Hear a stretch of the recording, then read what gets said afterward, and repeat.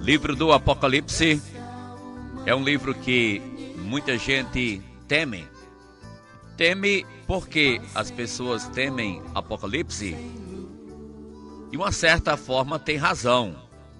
Quando você não está preparado para algo, ou quando não entende bem, quando não sabe como lidar com aquela situação. Agora, não é que seja tão simples, mas que seja possível lidar com a situação Apocalipse. E realmente portentos dramáticos estão para acontecer na face da terra. E no cenário descrito em Apocalipse, que será em um período futuro, Apocalipse escreve referindo-se a um período futuro, chamado período da ira, ou seja, o tempo da grande tribulação. Outro nome é dado no Antigo Testamento para este período, a angústia de Jacó, ainda mais classificado como Daniel, a 70ª semana de Daniel. As semanas foram profetizadas, 69 se passaram, uma está por vir, e esta semana, que é um período de 7 anos, estará para acontecer na face da terra. Enquanto Jesus veio ao mundo, foi rejeitado pelos judeus, o estabelecimento da igreja, mas essa igreja teve início e terá o seu fim no estágio na face da terra, e o Senhor está para voltar e das nuvens atrair a sua igreja para com ele estar na eternidade. E a partir desse momento, a história terá outro andamento e começará, depois do arrebatamento, terá oportunidade para iniciar o período tribulacional. Depois do período tribulacional, então, virá o julgamento das nações e Jesus Cristo virá até a terra, quando colocará os seus pés sobre o Monte das Oliveiras, que está defronte de Jerusalém, o qual se federá em 2 partes, conforme Zacarias capítulo 14, e ele vai então julgar as nações. Naquele dia, quando ele descer nas nuvens, eis que vem com as nuvens, e todo olho o verá, até aqueles que o traspassaram o verão e lamentarão sobre ele. Naquele tempo, Israel será salvo, porque ele virá para dar salvamento à nação de Israel, que estará em tremenda angústia e grande perseguição, e também da maior guerra final da grande tribulação, será exatamente esse período do Armagedon. E nesse tempo, Jesus virá para dar livramento a Israel. Diz a Bíblia que então nesse tempo todo Israel será salvo. É que Deus tem um plano e propósito para com esse povo, para com essa nação. Isso pode se ver em linhas bem claras pela maneira como Deus tem preservado esta nação, esse povo, e então visando a concretização das profecias bíblicas com referência ao futuro, para que seja estabelecido então o milênio. Jesus precisará voltar exatamente para o povo judeu lá em Jerusalém, e todo mundo experimentará dos benefícios da vida de Jesus Cristo, mas também do julgamento. Aqueles que não estão do lado de Jesus serão julgados mesmo. Mas começará o período do milênio. Milênio é um tempo de 1000 anos de bonança que terá na face da terra. Período este, quando será restaurada a própria natureza, conforme aconteceu no período da criação. Como era no tempo da criação? Era tudo maravilhoso. Não tinha animais perigosos, selvagens, de matar as pessoas. Os animais, o leão comia palha, o urso andava junto com o cordeiro, e assim por diante. Assim será no período do milênio, quando a própria cobra não fará mal a ninguém, a serpente não fará mal a ninguém, e quando a longevidade voltará. Você lembra que no início da criação, teve pessoas que viveu quase 1000 anos. Por exemplo, Metusalém viveu 969 anos. Adão viveu 930 anos. E ainda Noé viveu 950 anos. No milênio voltará o período da longevidade, de forma que morrer jovem, morrerá apenas ainda com 100 anos. Morrer com 100 anos será morrer ainda jovem. E somente os que pecarem serão julgados dessa forma. Prezados ouvintes, então, o cenário apocalíptico faz muito sentido, é muito importante. Iremos discorrer um pouco futuramente em outros programas, um pouco mais, algumas mensagens em Apocalipse. Mas hoje chamo a sua atenção para cartas às igrejas no Apocalipse, que são os capítulos 2 e 3. No início do capítulo são sobre as 7 igrejas, e capítulos 4 até o final, temos aí então até 19 a descrição sobre o período da grande tribulação, mais do capítulo 6 ao 9, quando são abertos selos, trombetas tocam, taças são derramadas. Então o cenário apocalíptico, as atrocidades apocalípticas nesse período. Temos que lembrar que a igreja já tem subido com Jesus. Ele vem buscar a sua igreja. Ele disse: vou preparar-vos lugar, e quando eu for e vos preparar lugar, voltarei e vos receberei para mim mesmo, para que onde eu estou estejais vós também.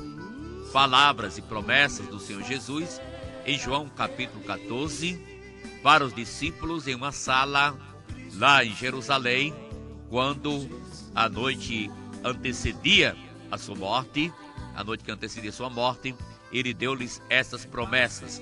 Ali em forma embrionária, a promessa do arrebatamento da igreja, doutrina esta que foi desenvolvida posteriormente pelo apóstolo Paulo, pelo próprio apóstolo João, demais apóstolos das epístolas. Então nós temos aí a expectativa de que Jesus Cristo vai voltar e vai então levar a sua igreja.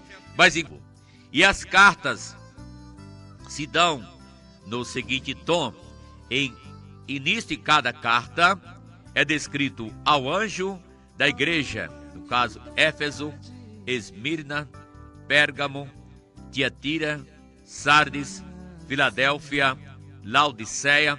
Então todas as igrejas, Jesus começa falando para elas: ao anjo da igreja em Éfeso, ao anjo da igreja em Esmirna, ao anjo da igreja em Pérgamo, e assim vai, porque ele está direcionando a carta à igreja e o seu representante legal sendo o anjo da igreja, no caso, o pastor da igreja.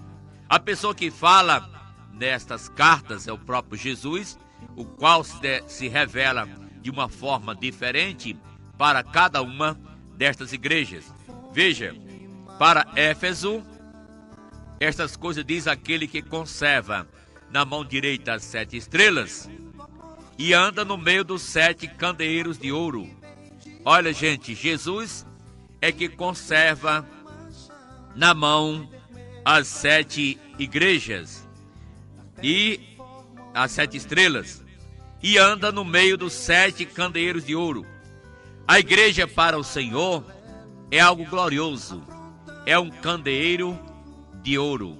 É sim um candeeiro, quem a fundou, quem a estabeleceu, e ele virá buscar sim a sua igreja. Estamos falando não de um prédio, não de paredes, material, mas de vida, de pessoas salvas que formam o corpo de nosso Senhor Jesus Cristo. Você é salvo? Tem fé viva em Jesus? Tem certeza de vida eterna? Você faz parte deste candeeiro de ouro, o qual Jesus Cristo veio buscar. A igreja é fina, é gloriosa. Satanás quererá perverter, vai querer perverter esse caminho da igreja, vai tentar corrompê-la, mas a igreja terá seus remanescentes fiéis, aqueles que aguardam a promessa de Jesus descrita para Filadélfia, quando disse: porque guardastes a palavra da minha perseverança, também eu te guardarei da hora da provação que há de vir sobre o mundo inteiro, para experimentar os que habitam na face da terra. Então, a igreja aguarda esta promessa gloriosa da vinda de Jesus para buscar e nos livrar da grande tribulação que está prevista no próximo. Porque, gente, existem tantos escândalos no mundo envolvendo até igrejas. É que o inimigo quer denegrir a imagem da igreja. Satanás quer denegrir a imagem da igreja. E pessoas com seus próprios interesses materiais, buscando vantagens financeiras e pessoais, se utilizam do nome de Jesus, do nome da igreja, para realizar seus intentos. Aí de repente está em fel de amargura, sem saber o que faça. Pague então as consequências dos seus atos. Mas não vamos prejudicar a igreja de nosso Senhor Jesus. Ela é pura, ela é dele, ela é um castiçal de ouro, um candeeiro de ouro que está para iluminar a escuridão das trevas e o mundo corrupto que caminha para a destruição e para a perdição. O evangelho foi entregue para a igreja proclamá-lo. E hoje estamos deixando em linhas bem claras que Jesus é santo, que Deus é santo, que sua igreja é gloriosa e que vamos zelar, como ele próprio disse: o zelo da tua casa envolve com coisas que comprometem o seu caráter e a dignidade de nosso Senhor Jesus. Ao anjo da igreja, ele se refere ao anjo da igreja. Mas temos que lembrar que para a própria próxima igreja, que é Esmirna, estas coisas diz o primeiro e o último, que esteve morto e tornou a viver. Deixe-me dizer uma coisa. O pastor David Hunt deixa bem claro em sua mensagem sobre o Deus de Abraão, de Isaac e de Jacó, sobre a qual ouvimos ontem, e deixa bem claro que há um grande problema na América do Norte, que é roubo de identidade. Esse problema, você sabe muito bem, que é um grande problema aqui em nosso país. Já saiu na televisão pessoas com as mãos na cabeça e em dificuldade, porque foram lesadas, roubaram seus documentos e usaram sua identidade, e então foi feito compras altíssimas, e a pessoa chega a um ponto e queria agora trocar até o nome, que não tem mais jeito de limpar seu nome nunca mais em sua vida. E por isso, nós temos que lembrar, está usando esse crime do roubo da identidade, no que se refere ao evangelho, à igreja, ao Senhor Jesus. Alguém rouba a glória do Senhor, rouba o seu nome, usa o nome de Jesus, o nome da igreja, para realizar seus próprios intentos e para trazer escândalos, para fazer o que bem entende. Depois vai estar em fel e amargura e vai ter que prestar contas com Deus e com a justiça. Isso é por causa do roubo da identidade, do nome de Deus que foi profanado, o nome da igreja que foi envergonhado, e aí pessoas têm que prestar contas e pagar caro por aquilo que fazem. Isto é um grito de alerta, em linhas gerais, para todos que querem agir e levar com seriedade o nome santo, nobre de nosso Senhor Jesus. E disse que ele fala a cada igreja, começando pelo anjo da igreja. Na realidade, o que acontece numa igreja, gente, o pastor sim é responsável.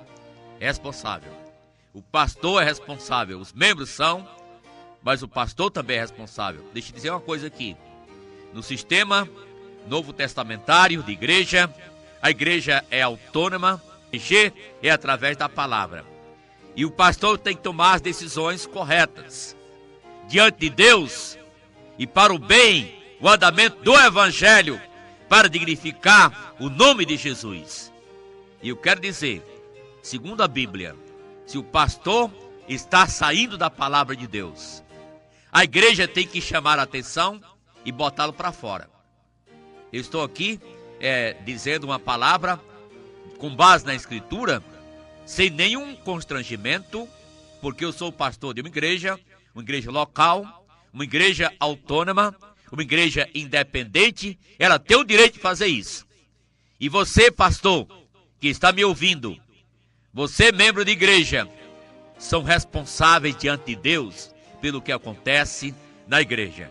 Olha, você lembra que na igreja de Tiatira, Jesus responsabilizou o pastor porque ele permitiu Jezabel ensinar. Quer dizer, uma mulher trouxe problemas na igreja e foi tolerada. Uma mulher trouxe coisas estranhas para dentro da igreja e foi tolerada. Isso é prostituição espiritual.